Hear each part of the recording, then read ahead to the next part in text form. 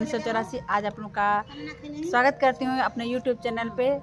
और आप लोगों के लिए बहुत ही प्यारा सा एक गणेश जी का गीत है, गणेश आरती है। आप लोग सुनिए, अपना से बात प्यार दुला दीजिएगा। हेलो दोस्तों, नमस्ते प्रणाम। मैं हूँ मंजू शर्मा 50 नवासी और ये गणेश जी की एक गीत है, सुनिएगा। लाइक शेयर सब्सक्राइब कीजिएगा। पहिला पूजा होले तुहार हो गौरी के लालनवा, पहिला पूजा होला तुहार हो गौरी के लालनवा। ब्रह्मा से पहिले विष्णु से पहिले, ब्रह्मा से पहिले विष्णु से पहिले, शंकर से पहिले तुहार हो गौरी के लालनवा। शंकर से पहिले तुहार हो गौरी के लालनवा।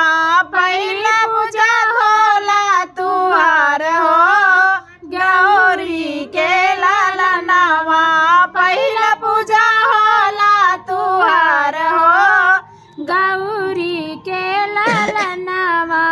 गंगा से पहिले जमुना से पहिले, गंगा से पहिले जमुना से पहिले, सरजू से पहिले तुहार हो गौरी के लालनवा। सरजू से पहिले तुहार हो गौरी के लालनवा। पहिला पूजा होला तुहार हो गौरी के लालनवा, पहला पूजा होला तुहार हो गौरी के लालनवा। चंदा से पहिले हो सूरज से पहिले, चंदा से पहिले हो सूरज से पहिले, तारा से पहिले तुहार हो गौरी के लालनवा।